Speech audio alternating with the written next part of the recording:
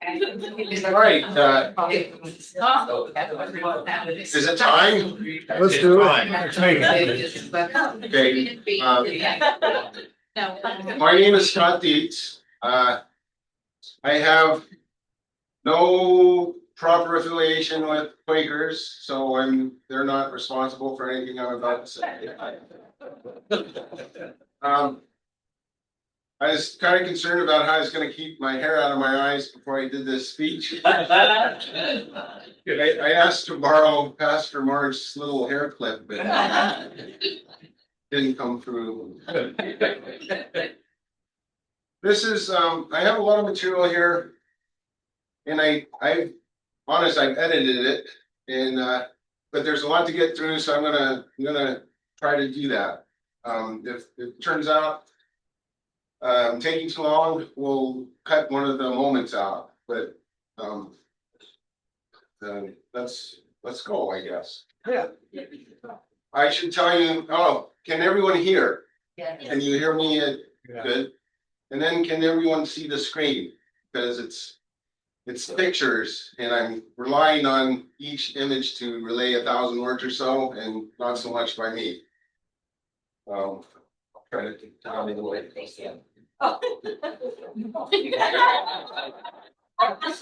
Imagine if there was a little curtain. So this is my talk about moments of accidental contemplation. When I was a baby, I learned a lot of things, but I don't remember how. Recognizing my parents, figuring out where food came from, learning to crawl, learning to walk, learning that there were specific places and times to poop. I even sort of learned what the word no meant. My mom says my preferred learning style goes something like this. The stove is hot. Do not touch the stove. Oh, yeah. That was a jump. Mostly, if I did something wrong, there's real world feedback. When it came to more abstract concepts, I sometimes had to be convinced with a wooden spoon.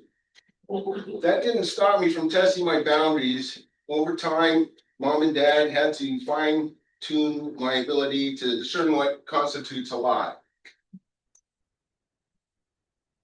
In keeping with my parents' emphasis on the importance of telling the truth, my mom has confirmed that she and Dad never really tried to convince me that there was a real Santa Claus. But imagine the 60s, and imagine an 8-year-old trying to discern the truth of things. At Easter, I learned that a magic Jewish man was murdered on a cross to pay for the sins I earned when a snake told Eve she should taste the fruit of the tree of life. The astronauts of Apollo 1 burned alive in a cabin fire during a pre-launch test that was meant to put us on a race to beat the godless communists to the moon. The government pursued a strategy of mutually assured destruction to keep all of us safe.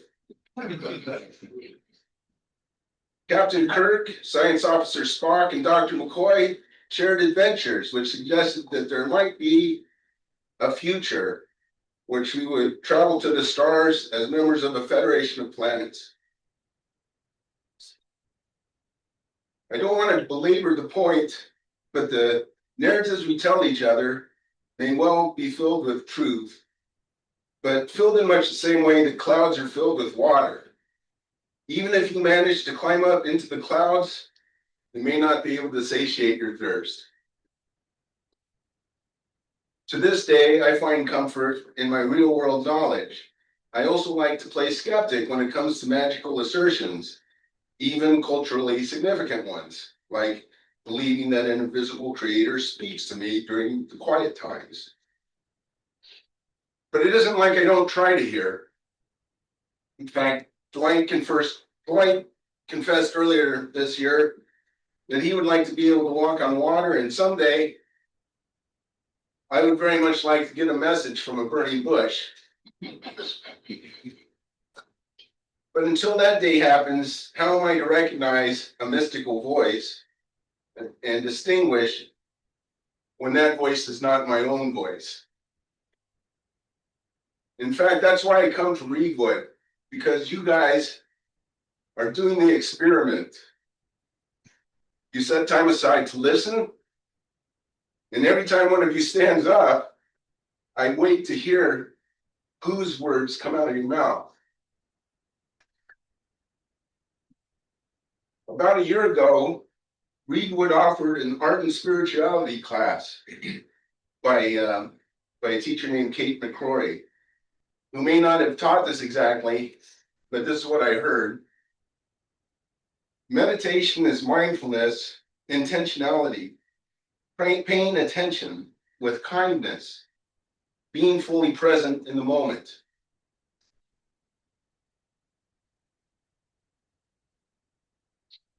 I think we talk about meditation and stuff because it may be an aid to help us listen, and it's not required, but I mean, I'm searching. So I took that class and I did the exercises, and I didn't have my burning bush experience there. Yeah, but later when I was in the hall collecting some wet wipes to clean up my art project, Pastor Mark's daughter, somehow aware of my dissatisfaction, pointed at my pictures in the hallway and said, "Those look like moments."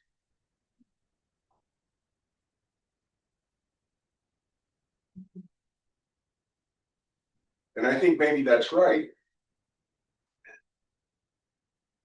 And that's the idea for this presentation. I'm gonna share a couple pictures, a couple moments, and then we can talk amongst ourselves about whether that was really contemplation or not. The first moment I wanted to share is something I captured at Smith and Bybee Lakes. And that's an interesting place. It's sort of an anachronistic wetland cradled in what used to be Portland City Dump. And this is the moment. It's a beaver that has slowly walked out of the water on its hind legs. And it's I didn't know it at the time, but I think it's gonna work at building a little kind of a resume billboard, kind of Tinder ad thing. But a few key things had to happen before I could get to this point. In 1995, my friend Robbie was descending a river in a drift boat when he discovered a plastic canoe wrapped around a rock in the middle of the river. With some clever river choreography and rope craft, he was able to free that canoe from the rock. And once he did that, once the hydraulic pressure was off of it, that plastic boat sprang back into its original shape. He turned around and sold it to another friend of ours, Chris, and Chris took it on a journey with his daughter and capsized it, and consequently became not very fond of the canoe.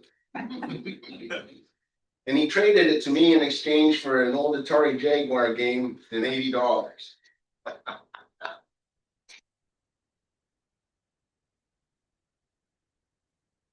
Well, was I Chinese? How did they do it before?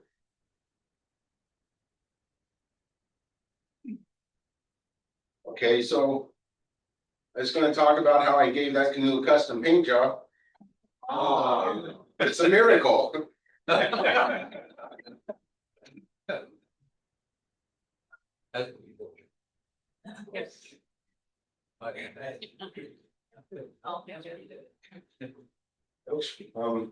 You did it when I couldn't watch. Okay. And I had to teach myself how to use it, so that was fun. I'm really disorientated now.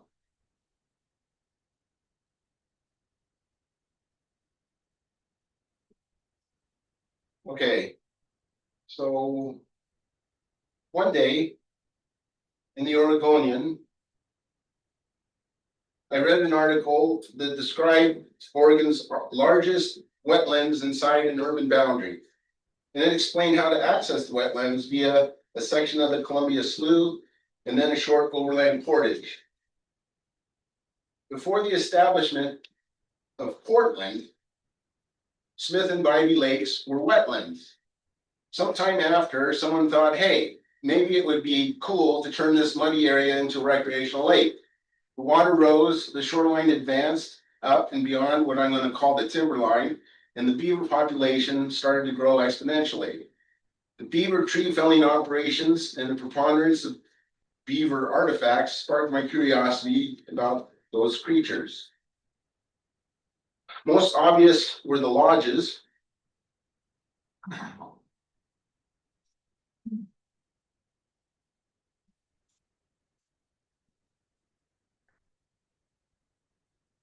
And later, as I expanded my range, I discovered their obvious dams.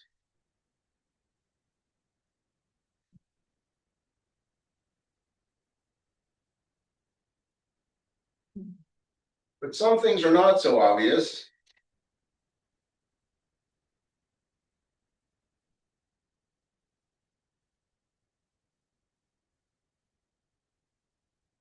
And some things prove to be durable puzzles.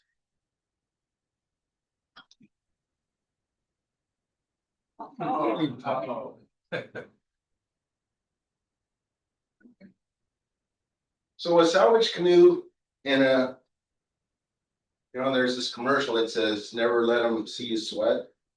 I blew it already. So a salvage canoe and my first digital single lens reflex camera unwittingly became the tools I used to really see. To see novel parts of the world to which I had not previously had access, and to juxtapose moments in time that bring change into sharp relief. I'm not sure you can see this clearly, but this, I don't know what you, the thing over your front door, that's the same lodge at different times of the year.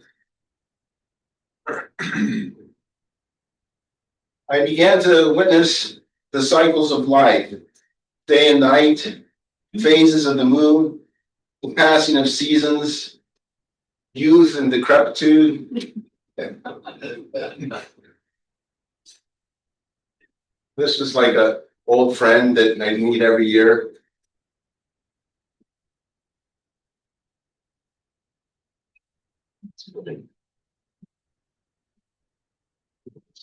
Irv once told me that worship is giving credit where credit is due. So for the next 4 minutes, I'd like to show you the seasons at Smith and Bivey Lakes. And I've set it to Shirley's piano arrangement from about 3 weeks ago. And we'll see how this goes. I don't know if I can. The audiovisual department here has been kind enough to supply me with all the material that I need. I just don't know how to use it.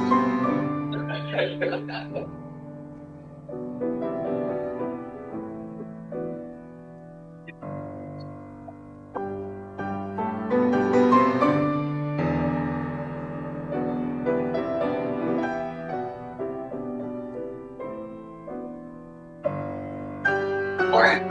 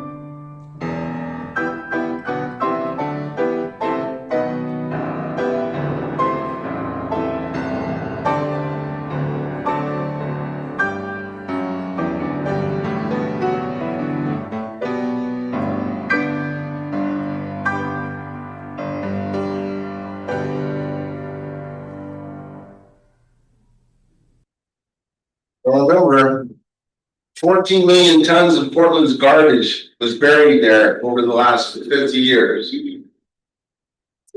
Yet every spring, life demonstrates its resiliency. Chlorophyll-laden microorganisms begin to bubble out of the primordial ooze. The flame of life is ignited. Buds spring open. Plants seem to explode out of the water. Birds seem to explode out of the water. And the fruits of cumulative selection are put on display. Creatures that begin to look like plants, or acquire colors and patterns that allow them to blend in with their terrain. Who learn to adjust their behavior, crouching, quietly stalking, and freezing at appropriate moments. Oh my. Some animals survive longer if they figure out how to grow their ribs on their outsides. And some do better joined together in big communities. And some organisms rely on the kindness of passing strangers. And all of them face considerable pressure to succeed.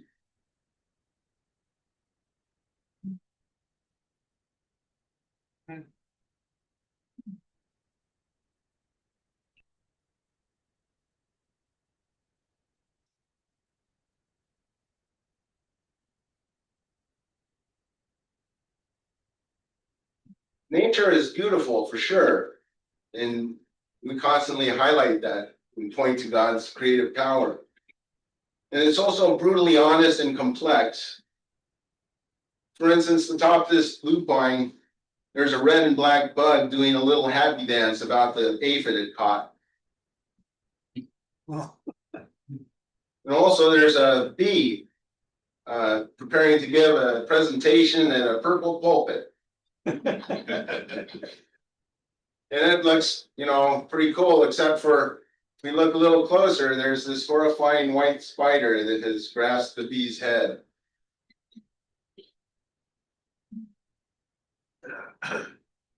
There's an otter, a fellow mammal.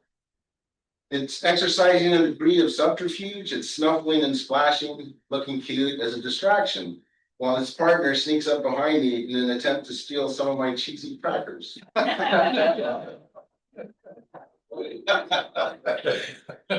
Which brings us back to beavers. Our cousin, who begged the question, what's the difference between instinct and consciousness? For instance, this channel is made by humans who are using the canoe and kayak launch path that's gravel covered path that they put in it. And as the lake starts to shrink, people walk back and forth and this little channel forms. But it's pretty much indistinguishable from this channel made by beavers who travel back and forth to their lodge. I was trying to figure out how they do this, and I think it's, they're swimming along, and here's the normal muddy surface, and then the water goes down, and they continue to swim along, and because of the frequency, look, I'm shaking. Because of the frequency, they're able to keep that dredged out until finally, even in the middle of summer, they're able to transport materials and stuff hidden. Like they can, you won't even know they're there unless you're watching for them and you see the little surge. They are fairly famous for their lodges. These lodges are insulated with a mud coat. In the winter time, you can see them steaming, and you know that they're home. You can stand on top and listen, and you can sometimes hear the little kits making their noises. I was really curious. I wanted to go in and look at the interior of this one. The water is fairly low at the time. That's my friend Annette. She doesn't know she's in the picture because she has no idea how a wide angle lens works. But we discussed it, and I volunteered to go in first, and she said no, because if you run into trouble, there's no way I'm gonna be able to carry you out of this place. So she volunteered to go first, and we got a glimpse inside the beaver lodge. And it was surprisingly comfy. They had I don't know if you've ever been in a bar and seen a pool rack where the pool cues go. They had that for sticks and branches and stuff in case they got hungry, I guess, or it's like a pantry. I thought briefly that I would leave a painted velvet Elvis painting in there. But I never got around to it.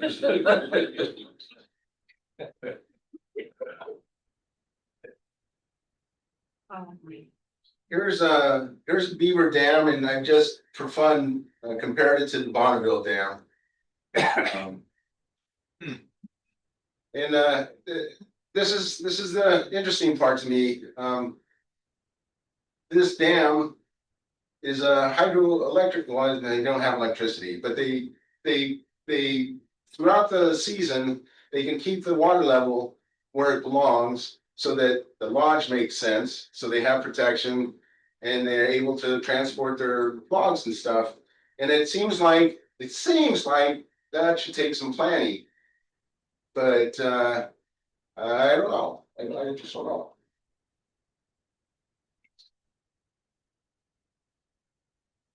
Here I was trying to show how they're just like tugboats. I'm trying to give this idea that anything you can do, a beaver can do better.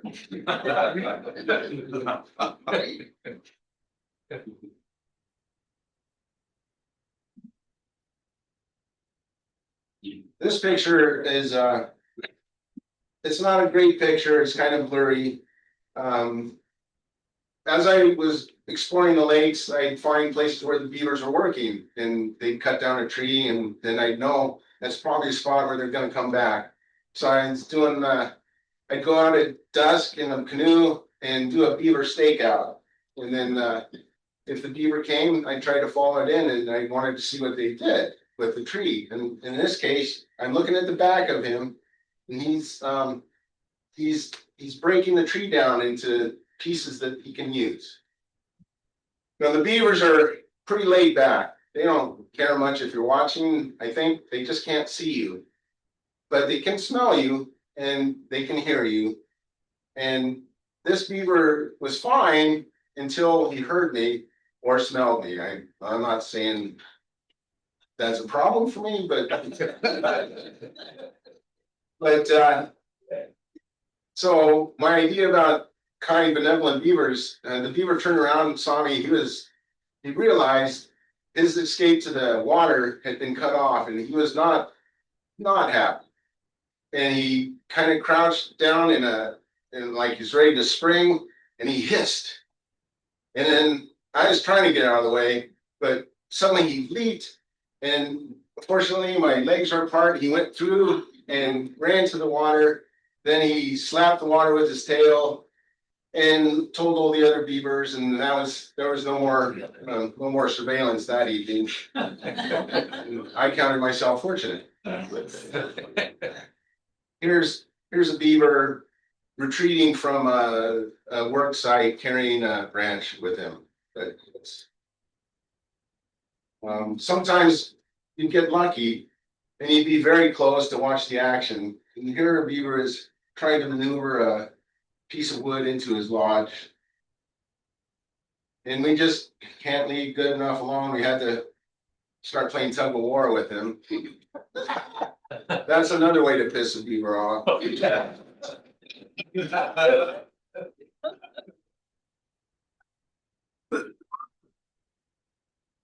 Now,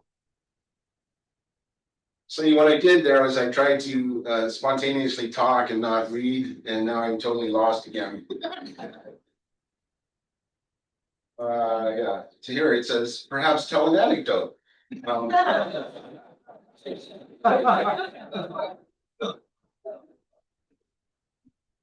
There's some words I could have used, like gunnel. I was peering over the gunnel. Okay. So anyway, in a similar instance where I'm hiding in my canoe waiting for something to happen, this beaver that I talked about earlier, this moment I wanted to share, starts coming out of the water. And its purpose seemed to be making a tiny mound. And I think earlier I showed a picture where I was pointing at some examples of those tiny mounds. And he's smearing mud, he's got twigs and rocks and more mud, and he's gonna work on that and form it. Their hands look like hands. And then he does an interesting thing. I've learned that the terminology is he expressed himself. There's the beavers have special glands that excretes something called castoreum, and that's another way you know a beaver is around because it smells a little bit like burnt wood, and it's kind of a pleasing smell. But I guess there's, like dogs, you've got a lot of messaging you can do with that. And so they're making these little message mounds. And I don't know exactly what the messages are, but pretty fascinating. And that was what was happening there. The reason I stopped at that place was it was a beach I came to call the Beaver Riviera. It was had an exposure to the sun, and there were at least 6 of them circling around in the water. And so I feel like they were I feel like it's beaver dating or something like that.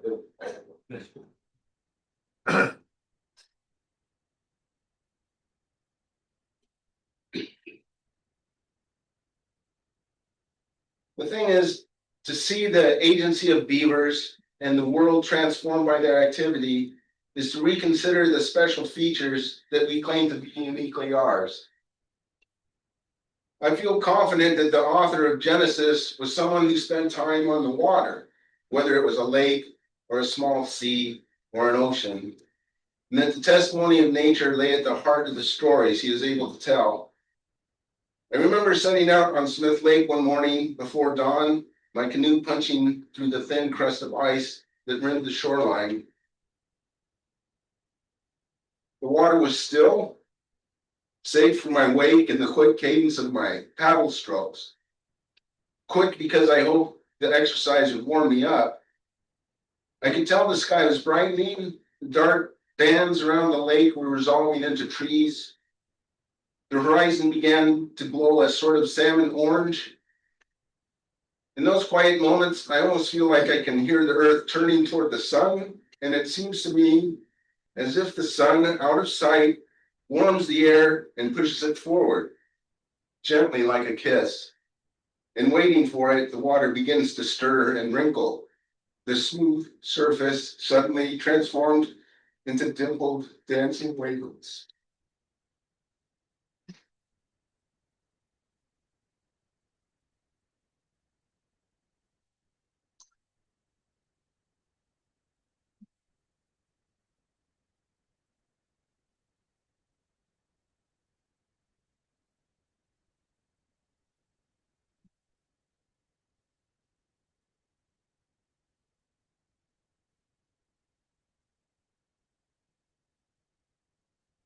That's the first one.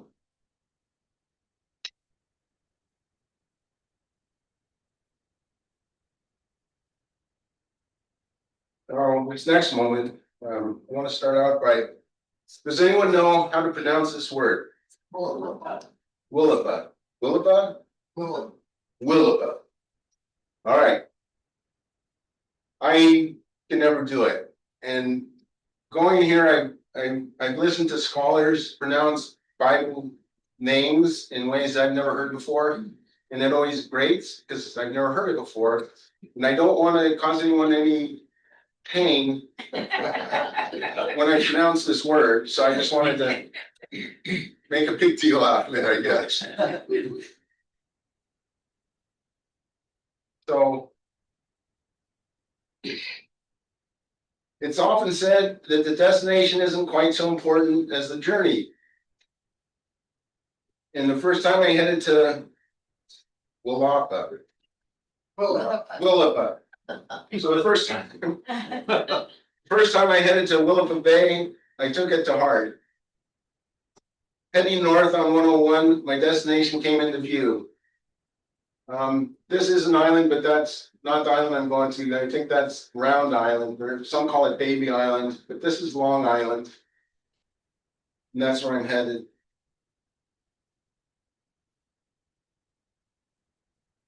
Now there's a boat ramp across the highway from the Willapa Bay Wildlife Refuge headquarters.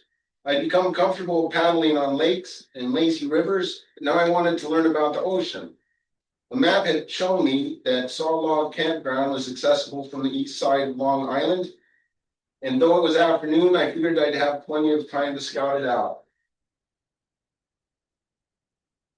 I followed Baldwin Slough into the interior of the island until I found a campsite, and the mission was accomplished.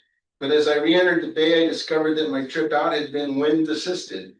And I hadn't noticed that. But now I noticed that. I was going to have to paddle into the wind all the way back. At first, I thought a straight line between this A and B would be the quickest way. But out in the middle of the water, I couldn't even determine how fast I was going or even what direction. And because the canoe is a high sitting boat and I'm a fairly broad person, I soon realized that I was being pushed backwards. So I wasn't sure how I was going to get back. I was trying to come up with a contingency plan. What I ended up doing was heading back to the campground because I thought at least I could hunker down there until the rain stopped. But as I got close to the shore, I learned that the wind and the trees provide a windbreak. And if you can stay close enough to the shore, you have kind of an uninterrupted access to paddling in the direction you want to go, provided the island isn't right in front of you.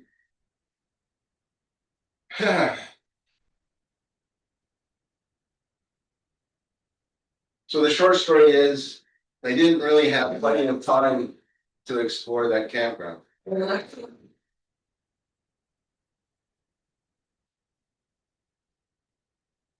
So this time I was armed with my first kayak. I already knew from experience that I could paddle into the wind with this boat.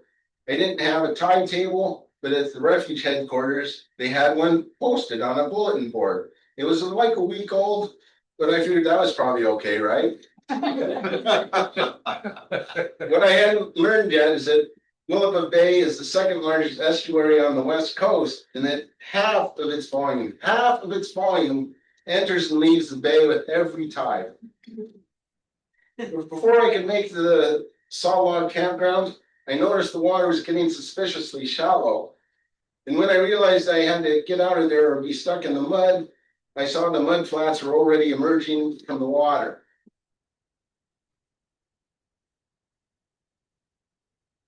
Looking back, I also saw some dodgy clouds conspiring behind the mountain range. And you can see in that short time that my access to the bay is almost being cut off.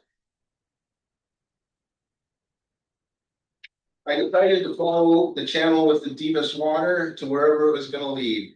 I hoped it would be suitable high ground. And it was a close thing, but at the last minute I saw what looked like a metal fire pit and figured I'd found a campsite. There was a log line across the mud to the bank that gave me a way to climb out on the land. And there I was, trapped on Long Island. Not understanding tides, I was not even sure how much time would have to pass before the water would return. Would it be 6 hours? 12 hours? Days? Was I there on a king tide when I have to wait weeks? I set up camp. I boiled some sausages and beer. I thought I heard monkeys playing rhythm sticks, so I hiked inland. And I found out it was just a pair of elk arguing. Although that was interesting, not maybe as interesting as monkeys with rhythm sticks. Peering out beyond the tent flaps, I watched the stars. The treetops thrashed in the wind. Orion the hunter gradually lay down across the top of the fir trees like an Indian yogi lying on a bed of writhing nails. I fell into a fitful sleep. I woke up in the dark, needing to go outside. When I put my hand down, I felt water there lapping at the edge of the tent. Luckily, I tied the kayak to the fire pit, so it was still there. I didn't spend a lot of time folding the tent. I think the old saying goes, red sky at morning, sailors take warning. Hidden in the trees, I'd been shielded from the wind. But as I entered the bay, I was shocked to see the size of the waves. This is the last picture I took before my attention turned to keeping the kayak upright. Kayak is sort of a tippy thing, and I'd never faced waves this big. They didn't always come from the same direction, and now I understand that hanging close to shore probably put me in rough water. Sometimes, rather than ride over the waves, the bow of my blunt-nosed kayak punched through the top portion of the wave, and the remainder of the water would wash around my waist and test the tightness of my skirt, which is the thing that hooks around the top of the cockpit of the kayak and keeps the water out.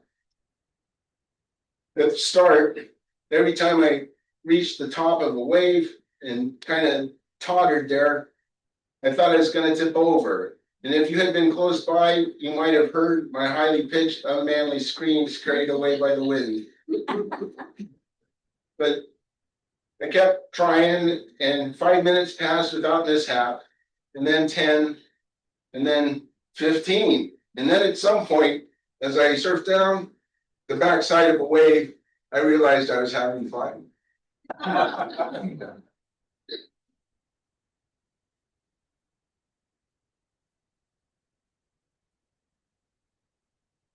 This time I was with friends. Friends who knew how to read tide tables, for one thing. And we made it to a campsite on the west side of the island with plenty of time to spare. The receding tide presented us with all-you-can-eat buffet of seafood. And using rakes and plastic buckets, we filled them with, I'm a little behind, we filled them with cockles and oysters, and even a few dessert novelties. We ate a lot of oysters, but maybe not that many.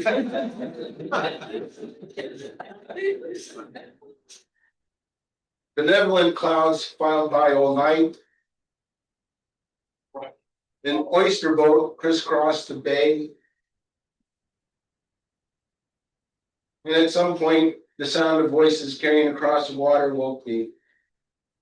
I don't know what language it was, but when I went to investigate, I watched this work crew strand themselves on the rocks for a day of harvesting shells.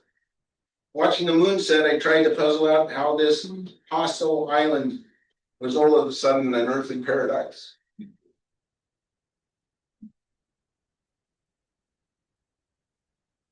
How are we doing for time? 15 minutes. Okay. So we can talk about Natar's Bay, or we can do questions. If I do another moment, it's likely we'll only have around 5 minutes to talk. So it's up to you. Any, are there any questions? Okay, there's a question. How many years are being represented worth in these photographs? Lots. Yeah. I don't, I think I had some years posted there, but from, if memory serves, I think we were going from 2005 to current. I can't remember exactly when I got my canoe. Well, it was 1990 some. So I I have digital files, a lot of little external terabyte drives, and I keep them. And so it looks like these pictures could have been collated from a collection of 25 years or so. All right. If I don't see any questions, I'm going to keep going. Keep going. Please. Natar's Bay. I don't know if I'm saying that right.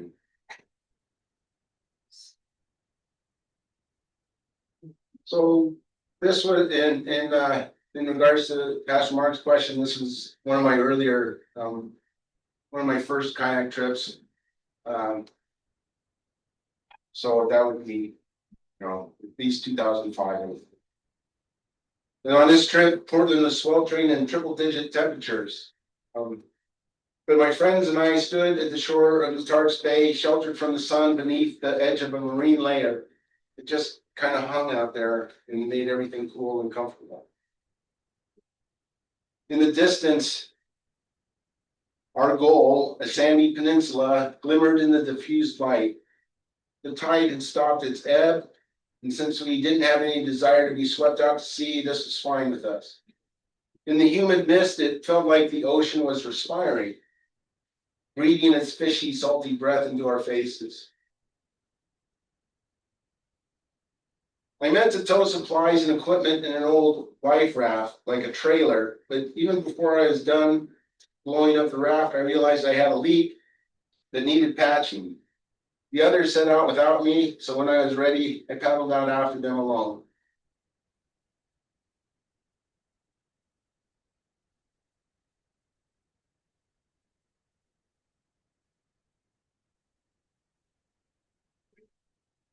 A gentle breeze from offshore carried the sound of the waves to our ears, but we couldn't see them. And sometimes we couldn't see the mainland.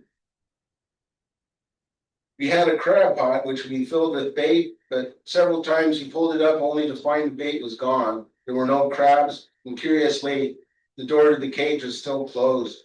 The well-fed seals monitored our activity carefully, and I couldn't shake the feeling that they were giggling at us.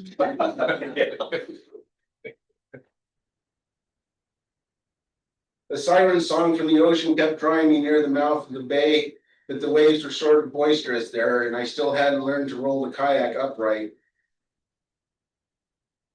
We all brought fishing poles, but none of us were catching anything, except maybe my friend Lance. And the pelicans proved that this wasn't because there were no fish.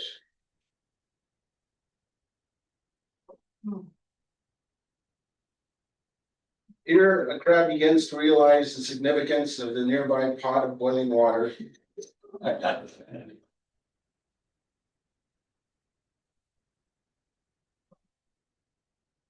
The evening campfire was a happy place. Stories flowed.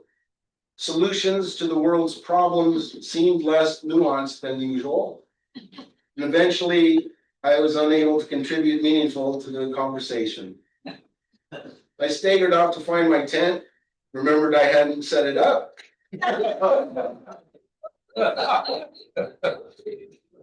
When I finally found it, I realized I couldn't set it up. I said. I was intoxicated with the wilderness.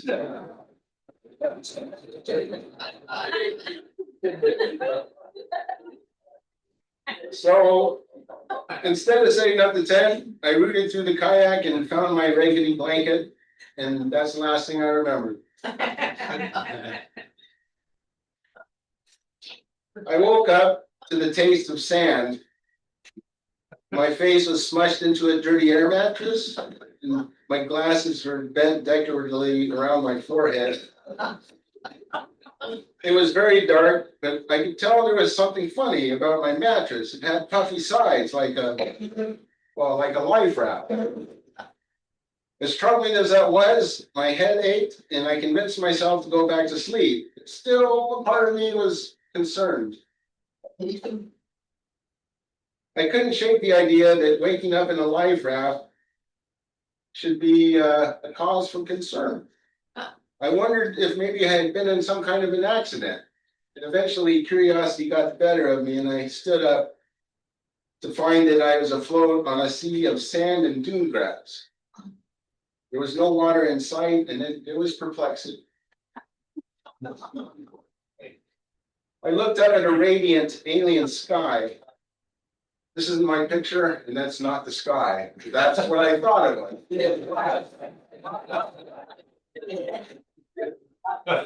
I was dumbfounded. I looked at the sky and it was like there were magnificent stars the size of basketballs.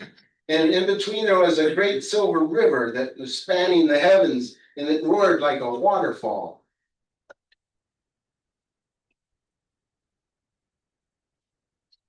So I stood there with my raggedy blanket in the life raft, looking at that incredible sky, and it was like no place on earth. Yeah, it's like that's no place on earth. And I was like, oh, that's not earth. And then there was this rising sense of joy. And I started to think, maybe I don't have to go to work Monday.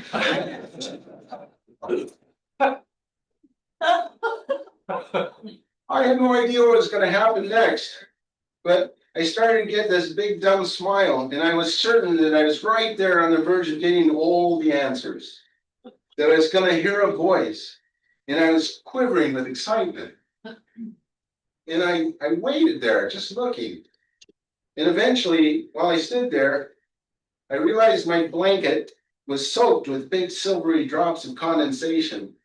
And I wasn't quivering with excitement, I was shivering.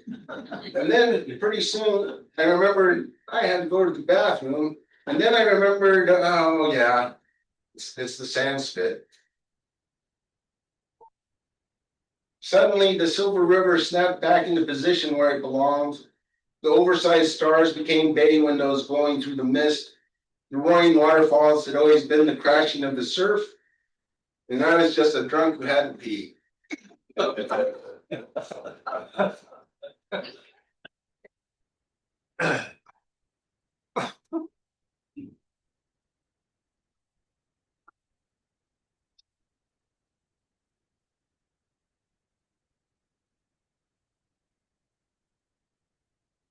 Tide hadn't come back yet, but some of us had schedules to meet. So we lugged our burdens to the shoreline and set off back to the real world. I had to blow the life raft up, so I was trailing the herd again. And during my lonely paddle back to shore, I was haunted by the fact that when I thought I'd died, I hadn't had a single regret. And that was the third moment. Sure, isn't it?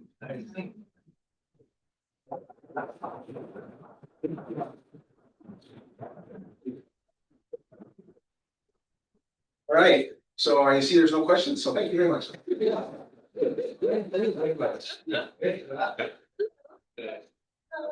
Thank you for sitting through that and being here.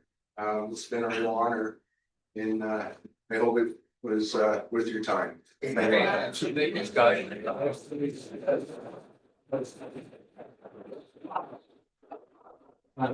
Thank you.